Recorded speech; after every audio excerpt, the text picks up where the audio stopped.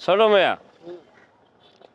অর্থনৈতিক সমস্যা তো একেবারে চূড়ান্ত পর্যায়ে চলে গেছে, খালি খয়রাতে নামাটা বাহি আছে।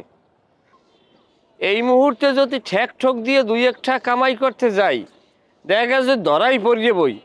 পুরান ডাকাইয়ারা আমাগো উপরে খেপা আছে, ধরিয়ে মরিয়ে এইবার পুলিশ প্রশাসনের দিয়ে দেবে, জেল খাটা লাগবে 6 মাস।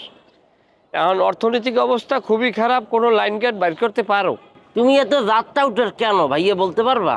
তোমার মাথা সবসময় এই টাউটারের বুদ্ধি আছে কি লিখা? শোনো, বুদ্ধি একটা মাথায় আমি রেখেছি, সেটা আমি তোমাকে বলি।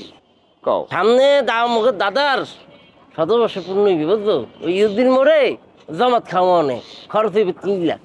দেশ জুড়ে তোলপা ওয়ালজ এন্ড ফ্রিজ কিনে আপনিও হয়ে যেতে পারেন মিলেনিয়ার।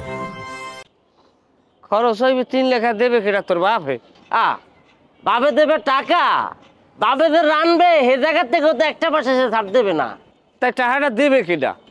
টাকা দেবে ই আছে না, ওই জাঙ্গির কাকু আর আছে ওকে জেঠু আছে। বেটা মানে আর পাও না, সুমিত দিয়ে কও কাম করতে। এবারে তোর জাহাঙ্গীর কাকু হেমাইন দিয়ে থায় মানের বাড়ি, ঘর জামাই কইলে চলে, আর হাতের ফাঁক দিয়ে পানি পড়বে। এবার মাঝি কাকু হে আমার ইমানে কুল হয় না। যাই হোক, এরপর যদি তুই বাইরে হতে পারো টাকা, আমি আসি আর কি তোর পিছে।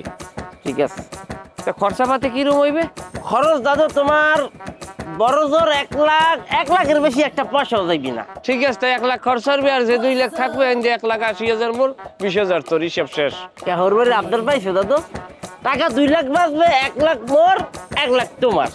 ঠিক আছে, মুই নাই, মুই আব্বারটা কই দেব। শোনো, তোমাকে আর 20,000 টাকা আমি দেবো, সমস্যা নাই। তুমি এটা দিয়া তুমি এনজয়িং করবে, সমস্যা নাই। আমি রাজি, তুমি কাম গড়াও।